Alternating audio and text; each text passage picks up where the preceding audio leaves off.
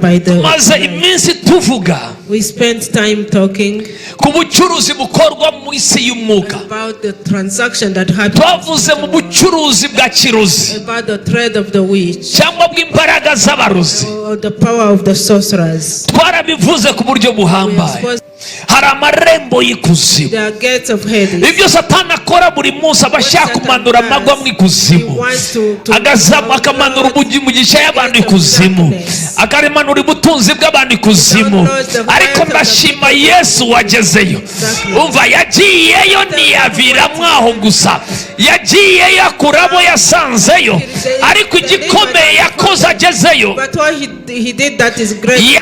Umva, listen, umwanzi dufite, the enemy we have ni igicucu cy'umwijima, is the shadow of aricyo darkness, biti kuzimu. what is called in the Hades. ndagerageza nsobanura aha. I want to explain this. Hari abantu bazi ko ikuzimu naho abantu bajya bapfuye. People think in the Hades Hari abantu that where batuye yari people bazima, go are when they die, but some living people live there. Their blessings live there when people are still alive in the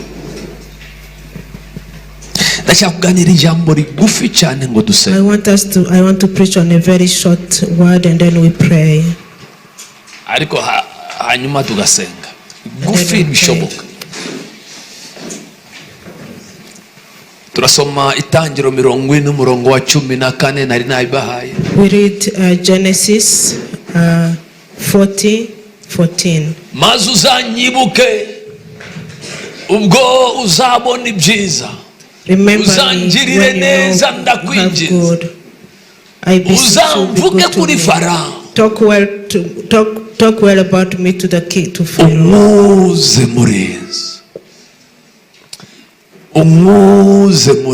And set me free from this house. Set me free from this house. And set me free from this house.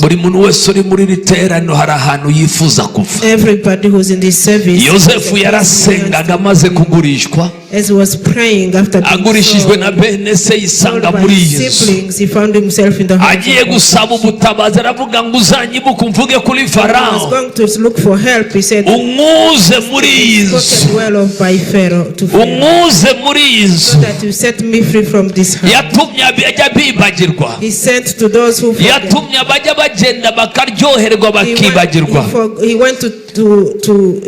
He sent to those who forget, ndetse n'abadashobora kwibagirwa, even those who cannot forget, bakabura naho baca kugira ngo bakuvuge. and yet they don't have a way. Ariko ndashima Imana But I thank God. yuko hari uwo dufite wicaye iburyo bwa There data. is one who have who seated at the Ndashima Imana of God. yuko hari uwo dufite I thank God for we have somebody at uwo yicaye iburyo bwa the data. right side. Najya saba audience kuri papa, aravuga ngo papa nakozweho, hari icyo twakorere uri utaka.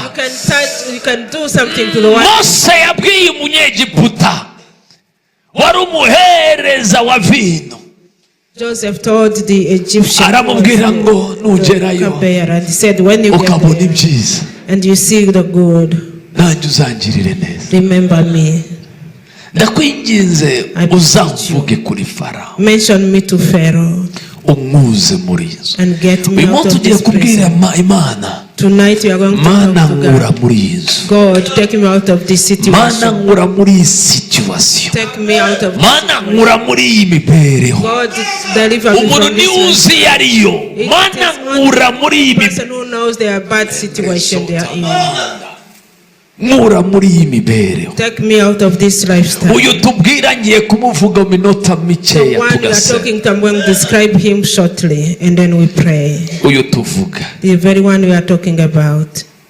ndavuga ibigwi bye, I talk about his exploit, hanyuma turaza kumubwira tumuzi. and then we so that we pray to him fully knowing who he is. Matayo 4:15-17 haratubwira ngo Matthew 4, mu gihugu cya 16 and Nafutali, 17. mu gihugu cya The Nafutali, country of Naphtali, cya Zebulona Nafutali, in the country of Zebulun and Naphtali, hari inyanja hakurya hafi y'inyanja hakurya ya Yorodani. There is a sea across Jordan. Ni igihugu cya Galilaya, ni Galilaya y'abapagani. In the Galilee of darkness. Abantu bari bicaye mu mwijima. Those who people living in the darkness babonye umucyo mwinshi. have seen a great light. Kandi bari bicaye mu gihugu cy'urupfu. And those living in the land of the shadow. No mu gicucu cyarwo. And in the light has dawned. Bamurikiwe n'umucyo. A light has dawned. Yesu ahera ubwo atangira kwigisha avuga ati mwihane kuko ubwami bwo mu ijuru buri hafi. For the kingdom of God has come near. Umva ahantu yatangiriye. Here out where he started from. Ndashaka kubwira umuntu ngo aho yatangiriye. I want to tell somebody where he started. Yatangiriye mu bantu bari bicaye mu mwijima. Living in darkness. Abo bantu babona umucyo mwinshi. And those people saw a great light. Bari bicaye mu gihugu cy'urupfu. Those living in the land of the shadow. Mu gicucu cyarwo. In the shadow of death. Bamurikirwa n'umucyo. They were struck by the. Maze iminsi tuvuga. We spent time talking ku bucuruzi bukorwa mu isi y'umwuka. About the transaction that happened. Twavuze mu bucuruzi bwa kirozi. About the thread of the witch. Cyangwa bw'imbaraga z'abarozi. Or the power of the sorcerers. Twarabivuze ku buryo buhambaye. Twagerageje kuvuga uko twari tubishoboye ndeka mvuge gutyo. To explain as much as we can. Naco badacuruza muri isi y'umwuka. They sell everything and anything. Bacuruza amago y'abantu. They spit the. Bacuruza izahabu. Bacuruza ubwenge bw'abantu. Bacuruza inyama z'abantu n'ubugingo bwabo. Baracuruza. Abasomyi ba Bibiliya twarabahaye murasoma. Ibyahishwe 18 ku murongo wa 13. Kuva 11 kujya kuri 13. Twabonye ibicuruza kargezo zirimo amagufwa, zirimo imbaho, zirimo zahabu, zirimo diyama, zirimo iby'agaciro, zirimo n'imibiri y'abantu n'ubugingo bwabo. Icyo Satani abagamije ni iki? What is the purpose of Satan? Reka mbabwire, itorero rifite umwanzi wa mbere ukomeye. Has one single great enemy. Yesu yaravuze ngo nzubaka itorero ryanjye. That I will build my church ku rutare. On the rock. Aravuga ngo n'amarembo y'ikuzimu. And he said the gate of heaven. Umwanzi dufite twa marembo y'ikuzimu. Kuko iyo yakingutse gutya harabamanura hepfo kuriya. They swallow. Hari amarembo y'ikuzimu. Ibyo Satani akora buri munsi abashaka kumanura amagwa mu ikuzimu. Agazama akamanura Mugisha y'abantu ikuzimu. Akarimanura ubutunzi bw'abantu ikuzimu.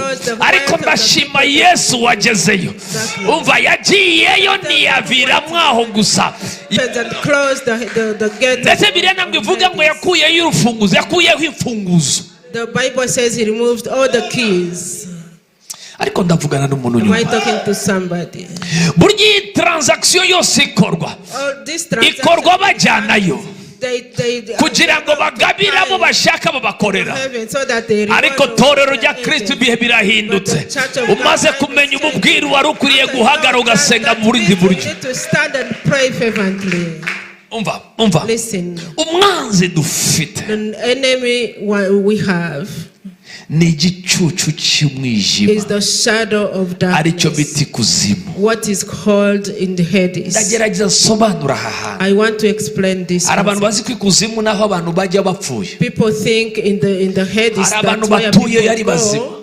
When they die, but some living people live there. Their blessings live there when people are still alive in the world. I didn't know that I was going to say this, but let me say it. When you go in the darkness,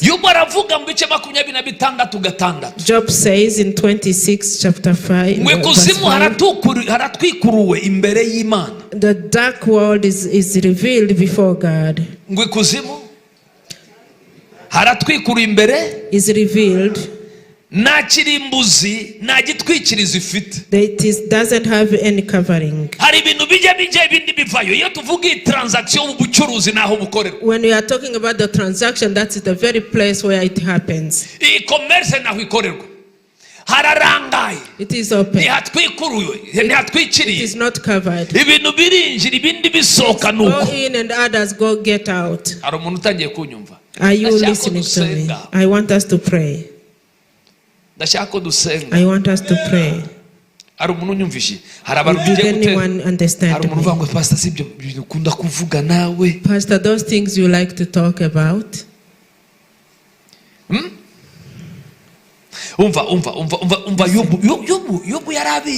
Job was very much aware. It happened to him. He did not write mystery, he was writing a testimony. Chapter 30 says, at my right came a great army, and they slid my feet. After they slid it, they trapped me with their ways.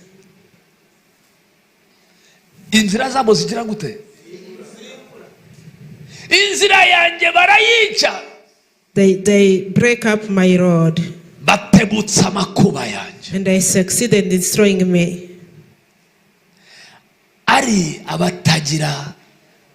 No one can help him. No one can help him, they say. They advanced as through a gaping bridge. Yesterday I told them when they don't have a gap, there is no transaction. When don't give them a gap, they advance through a gaping bridge. Amid the ruins, they came rolling in. They pushed me among the ruins. The terror overwhelmed me. Terrors overwhelmed me. My dignity is driven away by the wind. And now my life ebbs away. When they push you, terror arrives to you. When they push you into that place,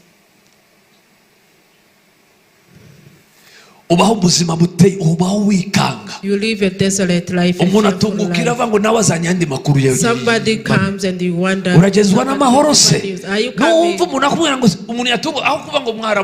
If someone asks you, are you coming? Is everything all right? I've just come to greet you, and somebody is quiet. Because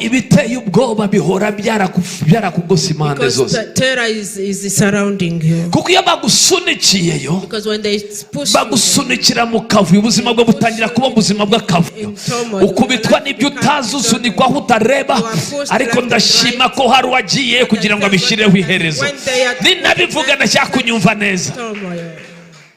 Ibitebo y'ubwoba byanyerekeyeho are all around me. My dignity was vanished like by the wind.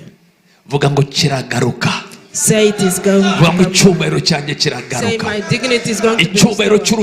My dignity of my mind. The dignity of my life is going to be restored. The dignity of my life is going to be restored.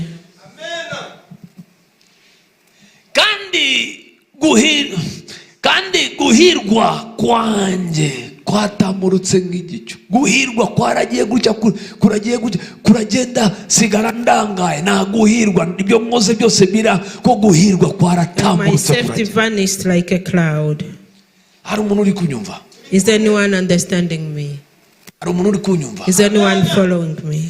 We are going to pray tonight. When the enemy has attacked you, comes to steal you so that he reaches you to some places. But on my right they pushed me, and they laid snares for my feet. They made their siege ramps against me. From that time, problems started. batangira kuneza amakuba. They started attracting terror around me. Batebutsa amakuba yanjye. They succeeded in this Ara batagira gitabara. As if I don't have help. Ndashaka kukwereka iyo Bibiri ivuga ngo n'amarembo y'ikuzimu. Yesu yarabizi intambara dufite n'amarembo y'ikuzimu. Biri umuntu ngo umwami yarabizi ko umwanzi twari dufite aramarembo y'ikuzimu. The Lord knew that the enemy we have. Ahora agerageza uburyo yakwibatwarayo. Ahora agerageza uburyo yayobye yasunika umuntu atambikishayo. Ariko ndashima uwanesheje inyabihanga Goligota. Hallelujah. Reka ngerageze next pose iki kintu hanyuma dusenga. Let me try to explain this concept. Yobu 13:26 akatubwira. Job 13:16 says, kandi nyandikaho ibintu bisharirira kandi ugatuma ndimura ibyaha byo hano muzindi nibuka ibyaha byo musore bwanjye. For you write down bitter things against me and make me reap the sin. Ibirenge byanjye nabyo you fasten my feet ubishize mu ngoyi in shackles. Kandi witegereza imigendere yanjye yose. Close watch ibirenge byanjye ubishizeho urukubo. By putting marks on the soles. Iyo bakugejejeyo, when they make you reach there, umva mubwira ibintu bitatu biba aribyo uraza kunyumva mpamvu tugiye gusenga. And you are going to understand with me. Iyo bakugejejeyo bagukiraho urubanza. When they get there, cyangwa bagukiraho iteka. They judge you. Iyo bakugejejeyo, they make you reach there, bagukiraho iteka. They make a sentence. Icya kabiri, number 2, bagushiraho uburinzi. They put a guard. Bagushiraho abasiriveya. They set up a guard. Tugira abasiriveya urwego rugorora imbohe rufite n'abarinda gereza. Satani yabimenye kera arabagira. Satan knew about it from long time ago. He has them. Abantu benshi bafite abo barinzi bahora barota ibikoko bibazenguruka. The people who have the people watching them, batabonye imbogo, they dream about animals moving around. Iyo batabonye imbwa, ariko ubwoko bw'ibikoko bitandukanye. All kinds of animals. Ariko ibyo bikoko bitajya bikuvaho n'umurinzi w'ikuzimu n'umuseriveya Satani agushiriraho. The guards from the Sindi bwigisha uyu munsi nabishaka. I'm not going to teach today. That's not my purpose of today. Ibirenge byanjye nabyo ubishizeho mu ngoyi. My feet are in shackles. Kandi witegereza imigendere yanjye yose. And you keep close watch on all my paths. Neye yose iba ari kuri haba hariho system de surveillance. There is a surveillance system about. Hari uburyo bugenzurwa. There is a surveillance system. Niyo mpamvu ugiye kuvuga ijambo rimwe ryiza wabyuka mu gitondo ugasa nkaho waribwiye umwanzi rikabarikiyeho. That is why sometimes you ask. Iyo uvuze ngo ibintu bigiye kugenda birushaho kuba bibi cyane. Kubera ko intambwe zawe zini sirveye. Ikigusohotse usohoye gusa mu kanwa, umwanzi aragicyakira agashyira akakaza uburinzi bukomeye. And puts a great guard against it. Aravuga uyu muntu ngo icya gatatu. He says bagukiraho iteka. Number 1, they judge you. Bakushyiraho system ya surveillance za kamera. They set up a CCTV camera. Bakushyiraho uburinzi bw'abadayimoni. They put close watch by the demons. Icya gatatu. Number 3, bagushyiraho ahantu narengwa babita urukubo. They put boundaries. Limitation. They put limitation. Aravuga ngo ibirenge byanjye. You said my feet. Ubishiriyeho urukubo. You have put limitation around my feet. Urukubo. You have put limitation around my feet. You put like a line. Now if you cross that line, your things get worse than they were before you crossed it. Sometimes a certain amount of money reaches your account and problems multiply. Sometimes the money hit the account and problems come. There is a news you receive, a good news you receive. You have peace when no good news is on your side. What does that mean? There is a boundary which you are not supposed to cross. But tonight, am I talking tonight? Somebody tonight. I want to say tonight I will pray. vuga ngo uyu munsi ndahasohoka. Tonight I'll get out. Zaburi ya 42 Psalms 40. Nategereje Uwiteka nihanganye. I waited for the Lord patiently. Nategereje Uwiteka nihanganye. I waited for the Lord patiently. Ndasenga negera ugutwi. He turned to me and heard my cry. Anegera ugutwi yumva gutaka. And he heard my cry. Ahariho hose waburi. Dufite Imana mu ijuru yumva gutaka. Yumva gusenga. Anegera ugutwi yumva gutaka kwanje. Amaze kumva gutaka kwanje. Oh no. Amaze kumva gutaka kwanje. After hearing my cry. Kandi ankura mu rwobo rwo kurimbura. Ndavuga ngo Imana igukure mu rwobo. Nyuma y'uko gusenga Imana igukure mu rwobo. Imana ikuvane mu rwobo. Imana igukurureyo. Imana ivane y'umugisha wawe. Imana ivane y'umunezero wawe. Imana ivane y'urushako rwawe. Imana ivane y'akazi kawe. Ankura mu rwobo rwo kurimbura. No mu byondo by'isayi. Out of the mud and mire. Arangije ashira ibirenge byanjye ku rutare. Arangije akomeza intambwe zanjye. Sinongera kugenda nyerera. Ngenda avec precision. Nongera gutera intambwe z'abajeya. Nongera gutera intambwe z'abanyembaraga. Arangije akura ibirenge byanjye. Nitaye. Gira umuntu ngo tutitaye. Kumbago bagushiriyeho. Kugakubo bagushiriyeho. Kumakuba yaba kugezeho. Kubyago byaba biguhiga. Ariko hari Imana mu ijuru. Imana yumva gusenga. Imana yumva amasengesho. Muri iri juru hari Imana. Imana igukureyo. Ndavuga ngo Imana igukureyo. Kubera ko mu ijuru hari Imana. Mu ijuru hari Imana. Imana yumva abasenga. Imana yumva abasenga. Imana yumva abasenga. Makata bahandere brozota baba. Mu ijuru hari Imana yumva abasenga. Mu ijuru tuhafite Imana yumva abasenga. Dawudi aravuga ngo kuko ari wowe wumva ibyo usabwa, nicyo gituma n'abari ku mpera z'isi bazazahuri. Arangije avuga ijambo rikomeye muri Zaburi ya 65 ku murongo wa 5. Aravuga ngo usubirishe ibiteye ubwoba. Usubirishe ibiteye ubwoba. Hari Imana yumva gusenga. Naho itagukura, naho itakugeza, naho itagukura, naho itakugeza. N'Imana idakomwa mu nkokora, n'Imana idahagarikwa, n'Imana idakumirwa, n'Imana ibashije, n'Imana ishoboye. Umva uko yavuze izina rya. Ibwira Abraham ngo nitwe Uwiteka Imana ishobora byose. Genera imbere yanjye utunganye, kuko nitwa Imana ishobora byose. Irabishobora.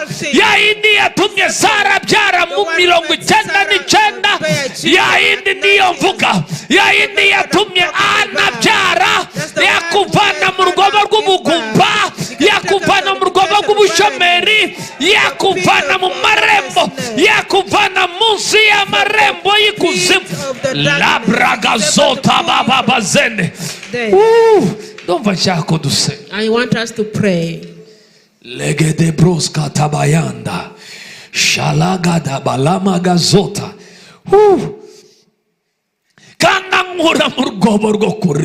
And he removed me from the pit. Sinzi byawe byagejejweyo. Sinzi birashoboka ko ari ubwenge bwawe. Sinzi birashoboka ko ari diplome yawe. Wize uzi ko izakugirira umumaro. Urayifite nta mumaro igufitiye, ariko nayo iraza kuvayo. Diplome yawe iraza kuvayo. Impapuro zo ziraza kuvayo. Birashoboka ko ari n'ubutaka bwe bajyanyeyo, ariko bw'ubutaka buraza kugirira umumaro. Sinzi ibyo batwaye ibyo ari byo byose. whatever they took from you.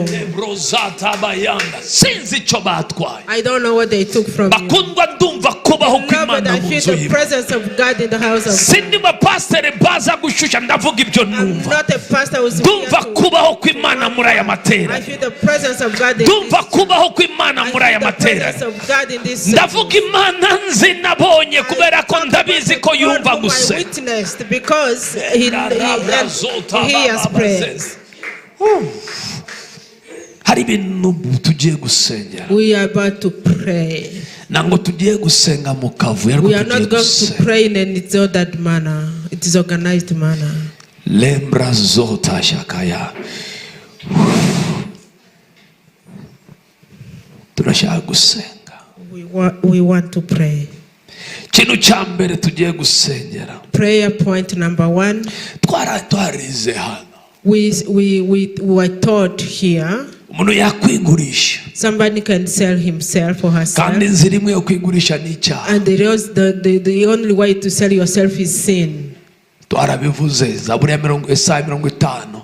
Isaiah 50. Aravuga ngo ninde narindi mu mwenda. He say kugira ngo mbatange mu bincungu y'umwenda nafashe. So that I can send you and be a ransom of the debt I contracted. Aravuga Imana iravuga ngo ni ibyaha byanyu byabagurishije. It is your sins that sold you. Ariko nongera kunezezwa Imana. Irongera avuga muri Zaburi ngo mwaguze ubusa kandi nzabacungura ntacyo mutanga. Nangwa Imana yari ifitiye Satani umwenda ubatwara, ahubwo mwebwe mwakoze mwaracumuye murigurisha. Iba hari uri muri aya materaniro uzi ko yagize uruhare rwo kwigurisha, nagahe keza ko kwihana. Kandi ndashima ku Mwana. And I thank God. He's still sitting on the throne of mercy. John wrote, he said he's the one who's faithful. He's the one who's faithful. Because he's able to forgive us, those who seek for forgiveness. He's the one who's faithful to one who's repentant, one who confesses their sin, who seeks for forgiveness, who tells them that I've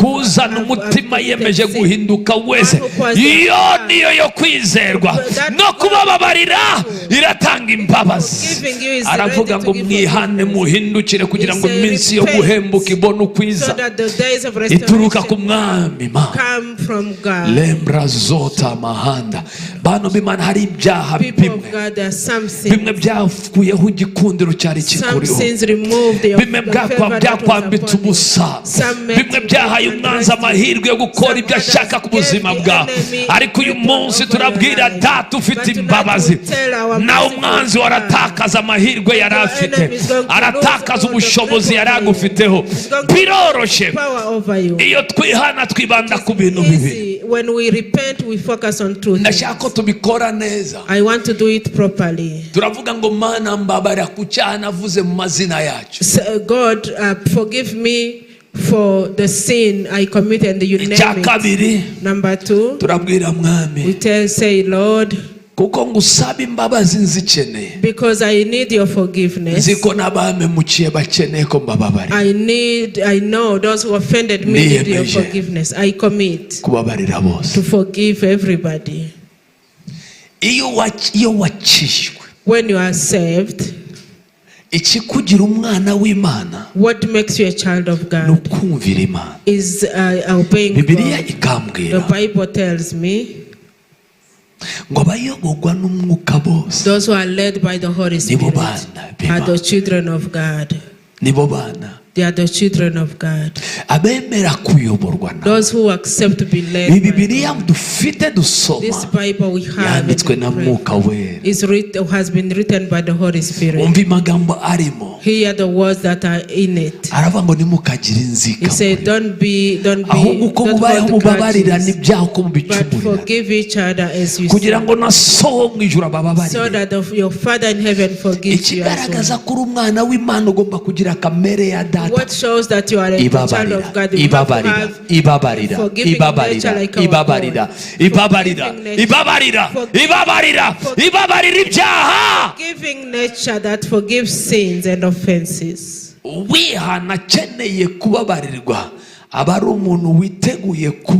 The one who repents seeking forgiveness is also ready to forgive others.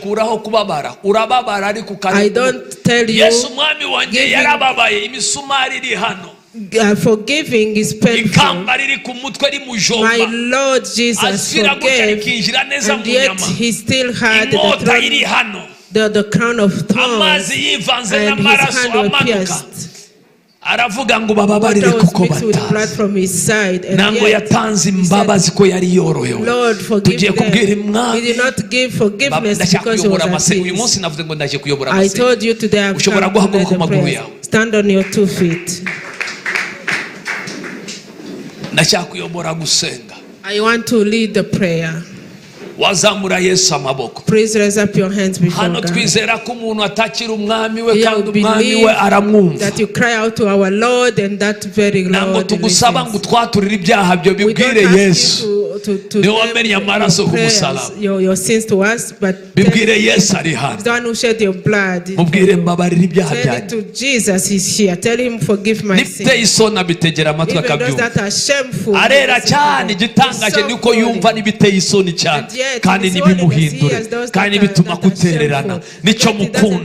that's why I love him. His holiness, his great holiness, allows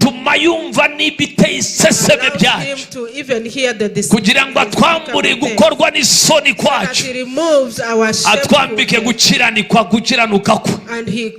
Ushobora kuvugana, navuze ibintu byinshi. Talk to him. I said much. Mubwire Yesu. Talk to Jesus. Mubwire ngo subiramo vuga mwami Yesu. Repeat after me. Lord Jesus. Akakanya. Right now, I'm before you. I'm asking for forgiveness. I offended you. I didn't do what pleases you. I sinned before you. Forgive me. Forgive me. Say it quietly. Name your sin. It's not necessary that your neighbor hears the name of your sin.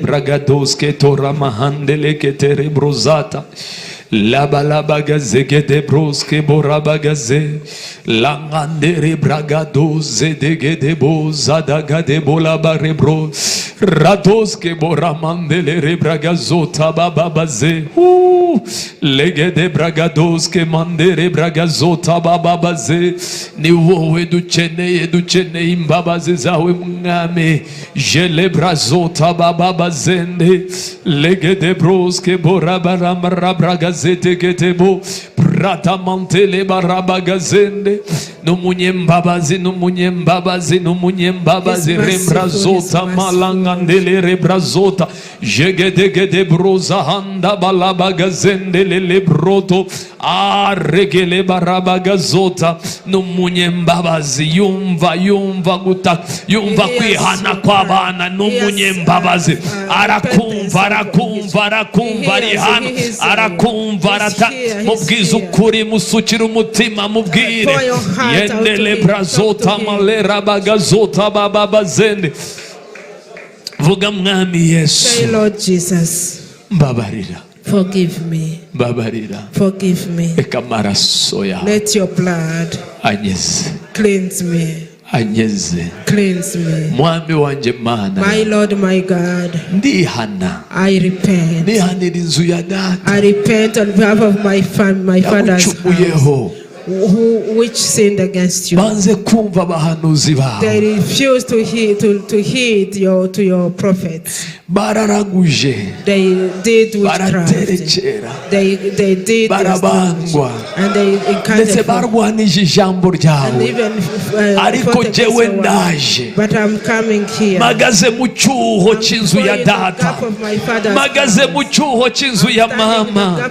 Nasaba imbabazi mwami, ndasaba imbabazi mwami mbabarira kumena amaraso mbabarira kuraguza mbabarira guterekera mbabarira kubandwa mbabarira gukora ibyangwa n'amaso hawe mbabarira kuragura mbabarira gusenga abarangi mbabarira gusenga abazimu mbabarira guhamagara abapfuye Yesu girira imbabazi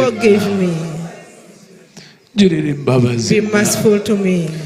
girira imbabazi Forgive me. girira imbabazi Forgive me. babarira amaraso yanjye Forgive my blood. babarira inzu ya data Forgive the house of my babarira inzu ya mama Forgive the house of my babarira umuryango wanjye Forgive my family. Yesu Jesus. babarira n'igihugu cyanjye Forgive in my country. babarira bene wacu Forgive our kinsmen.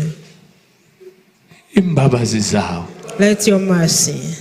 reka amaraso yawe Let your blood adasaba guhora that is not seeking revenge. amaraso yeza The blood that amanukire cleanses. kunyeza Come to yeza cleanse umuryango wanjye and cleanse my manu family. wakire And so manu that ureba we receive. n'imbabazi Oh Lord, be wongera merciful. undeba n'imbabazi Look at me wongera graciously. utugarukanira imbabazi Lord, come back with your mana grace. ntutujye kure Don't go away from us. tugarukanira imbabazi Back to us graciously.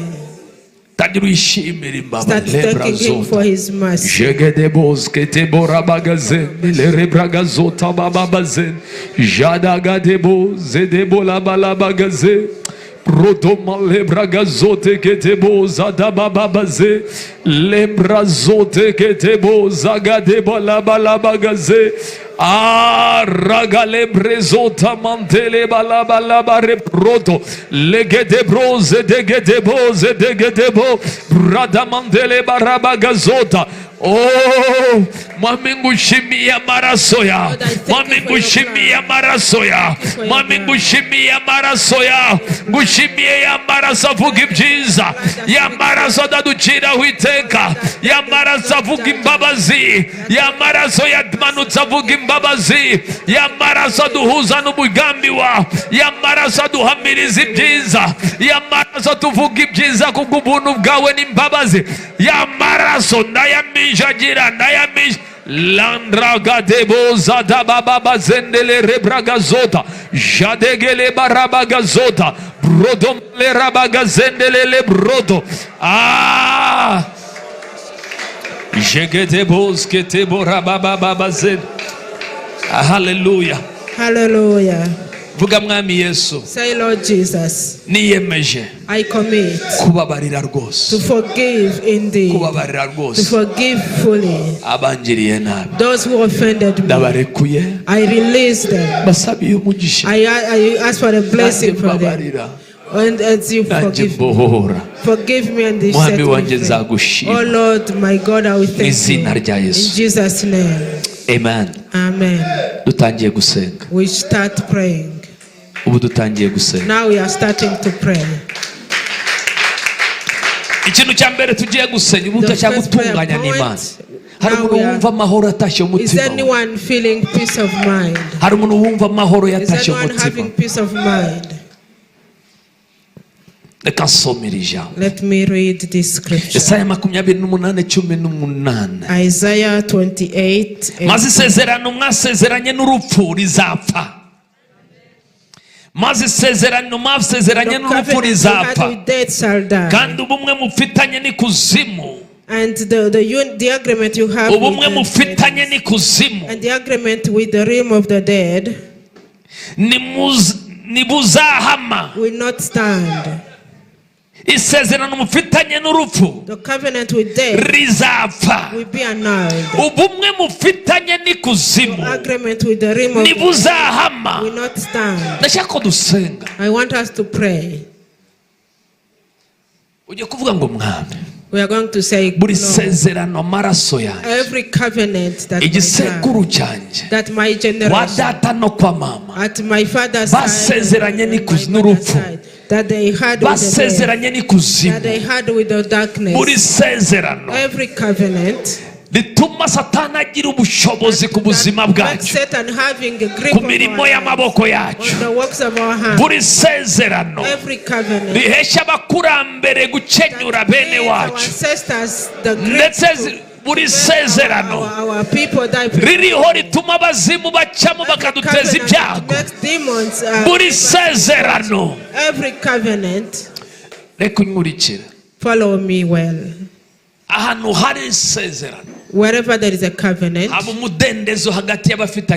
there is a freedom between the woman and the husband. Don't ask them.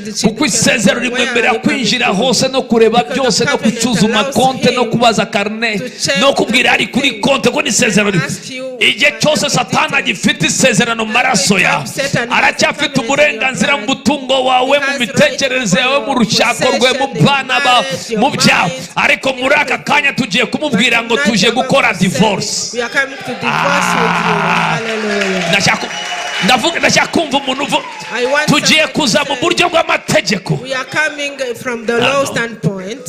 Bibiliya avuga ngo Uwiteka ni umucamanza w'abari mu isi bose, na Satani arimo, n'abantu barimo. Uwiteka ni umucamanza w'abari mu isi. Ndashaka ko dusenga tudatera waraza. We don't want to pray amiss. Ndashaka ko dusenga tudatera waraza. I want us to pray Zaburi avuga ngo Uwiteka niwe mucamanza w'abari mu isi. The Lord is the judge of all that is in the world. Tugiye kujya imbere y'umucamanza w'abari mu isi bose, tumubwire ngo Mwami, and we tell him, Lord, niyemeje gusesira isezerano, buri sezerano rituma Satani angiraho ubushobozi, iryakozwe na data, iryakozwe na mama, iryakozwe n'abakurambere, n'amasezerano nagizemo uruhare. Uyu munsi ndayasheshe. Ndabaza torero muri hano, ndabaza abera muri hano, ndabaza abarokore barakajwe n'ubuzima bari hano, ndavugana n'abarokore bashaka kuva mu masezerano avuye bari hano. Bibiliya avuga ngo isezerano mwasezeranye n'urupfu naryo rizapfa. Vuga ngo buri sezerano n'ubukene rirapfa, buri sezerano na nyabingi rirapfa, buri sezerano n'imandwa rirapfa, buri sezerano n'umucwezi rirapfa. Zamura amaboko imbere y'Imana. Raise up your hand before God. Vuga data mu izina rya Yesu. Aka kanya nje imbere right now before you, magaze mu isezerano rihoraho, standing in a permanent covenant, mu isezerano rishya ryo maraso Yesu Kristo, kandi isezerano rihoraho, isezerano ridasaza, isezerano ridakuka. Ndihagazemo muri aka kanya muri iri sezerano ryo mu maraso ya Yesu. Ndasesa, ndavuguruza amasezerano yose.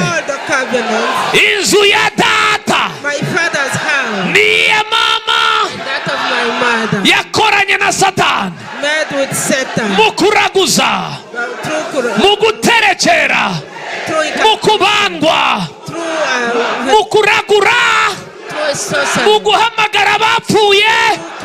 Ayo masezerano ayamenyekanye natigeze amenyekana, ariko yakozwe amaraso yanjye.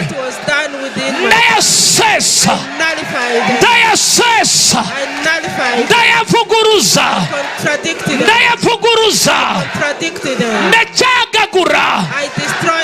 Mana yanjye, mwami wanjye, uyu munsi nje imbere yawe, nje mu rukiko rwisumbuye, mu rukiko rw'ikirenga, aho data ari we mucamanza w'abari mu isi bose. Nzanye ibimenyetso bitatu. Nabatijwe mu mazi menshi, nuhagijwe n'amaraso ya Yesu, nahawe umwuka wera. Ijambo ryawe riravuga ibihamya ni bitatu: n'umwuka, amazi n'amaraso. Magazare magaranye ibihamya bitatu. ibimenyetso bitatu ndaburana n'umwanzi w'ubugingo bwanje, umwanzi w'ubuzima bwanje, Satani n'ingabo zawe n'ibicaniro byawe, ndasesa ibyanyu byose, nditandukanya, ndacyagagura ingoyi, ndacyagagura amasezerano, buri masezerano ayo mu byaha by'ubusambanyi ndayacyagaguye, ndayasesa, ndayavuguruza mu izina rya Yesu. Zamura amaboko imbere vuga ngo uyu munsi buri sezerano bidahagaze ku maraso y'umwana w'intama, umwana w'ikinege cya data Yesu w'i Nazareti, ayandi yose anyuranye n'ayo maraso ndayasheshe mu bitekerezo byanje, mu maraso yanje, mu mwuka wanje, mu bugingo bwanje, mu izina rya Yesu. Zamura amaboko imbere. Raise up your hand before God. Vuga ngo mwami wanje, say my Lord, uyu munsi ndaje, tonight I'm before you, nk'uko byanditswe mu muzingo, as it is written in the scroll. Waravuze ngo wamenye naraba n'urusoro, you knew me before I was in the womb of my mother, mu nda ya mama, in the womb of my mother, kandi wandemeye kuzaba umuhanuzi, you created me to be a waranyejeje, waranunganije, wansigiye kukunezeza, wansigiye kugukorera mu izina rikomeye rya Yesu. Data, aka kanya right now, nje nk'uko byanditswe mu muzingo ku mazina yanjye, ndavugana nawe Satani, waje nk'umujura, kandi iyo umujura afashwe ibyo yibye byicura karindwi. Mu izina rya Yesu w'i Nazareti, urarekura ibitekerezo byanje, urarekura ibitekerezo byanje, urarekura ubuzima bwanje, urarekura amagara yanje, urarekura byose, urarekura byose, urarekura byose, urarekura byose, urarekura byose mu izina rya Yesu. Vuga Data, say Father, magaze imbere ya, standing before you, mu isezerano ry'amaraso y'umwana w'intama yamenetse Nyabihanga i Goligota, ndasenze mvuguruza buri kinyoma Satani yambwiye yuko ubuzima bwanjye butazahinduka, ndakivuguruje. Ibinyoma byose wambwiye, ibinyoma byose wambwiye yuko amateka yanjye atazahinduka, yuko ubuzima bwanjye butazahinduka, ndavuguruje. Ibyanjye biraje bihinduke, amateka yanjye arahinduke, ubuzima bwanjye burahinduka, nzagera kure, nzakora ibyo Data ashaka, nzagenda nk'umukiranutsi, nzanezeza Data, nzakora ibikomeye mu izina rya Yesu. Icyo kinyoma ndakiyambuye, ndagisohoye ubuzima bwanjye mu izina rya Yesu. Vuga ngo uyu munsi, say tonight, buri kinyoma, every lie ubwanjye nibwiye, that I was told myself, ubwanjye nivuzeho yuko ibyanjye bikomeye cyane, yuko ibyanjye byananiranye, yuko ibyanjye bidahinduka, ndabivuguruje. Ibyanjye biraza gutungana, ibyanjye biraza kujya ku murongo, ibyanjye biraza kuba byiza, ubuzima bwanjye buraba byiza, ibyanjye biraba byiza, ibintu bigiye kwemera mu izina rya Yesu.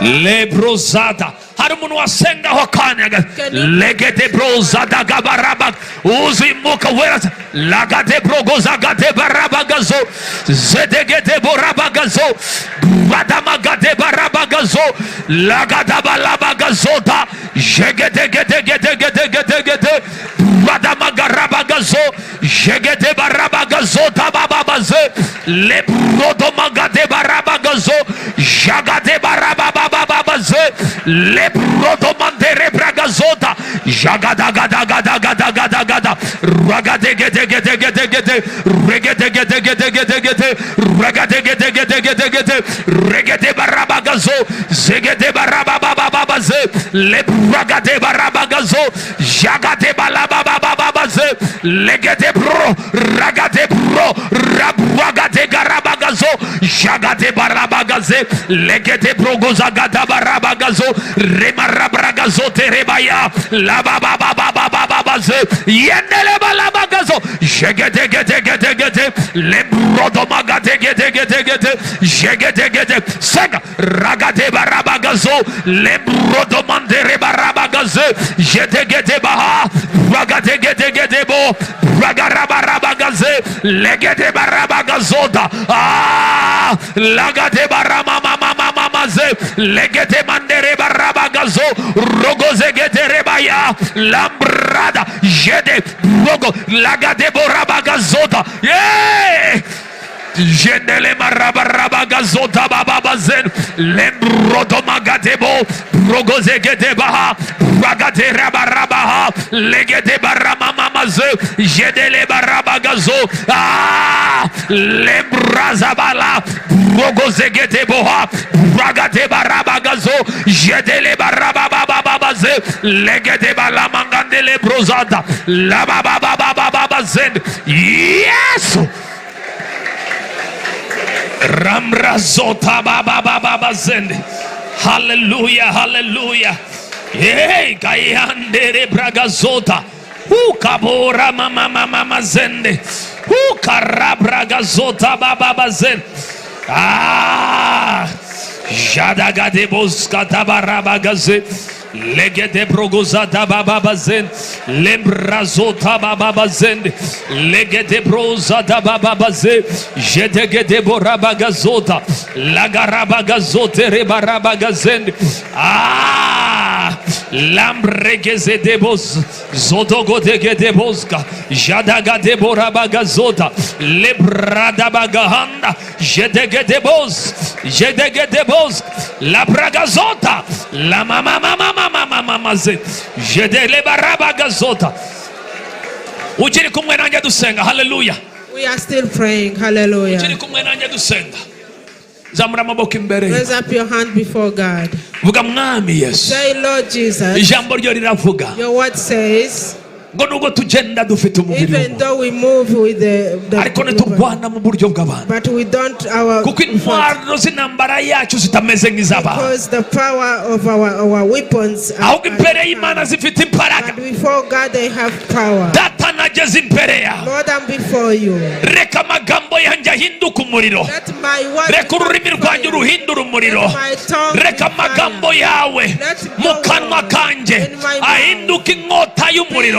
ahinduka inyundo y'umuriro amenagura imikorere y'umwanzi.